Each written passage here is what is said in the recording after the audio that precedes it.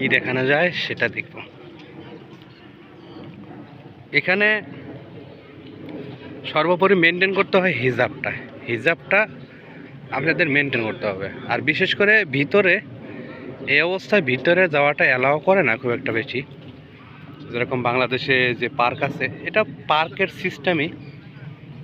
সিস্টেমই করা, কিন্তু এখানে আপনি অনৈতিক কোনো কাজকর্ম করতে পারবেন না। ফার্স্ট অফ অল এটা এদেশের সবাই জানে। অনেক সুন্দর, অনেক সুন্দর। দেখুন কত সুন্দর ঢালু জায়গা। ওইখানে সেই নদীর কথা বললাম, পুষ্করণী, সেই পুষ্করণী।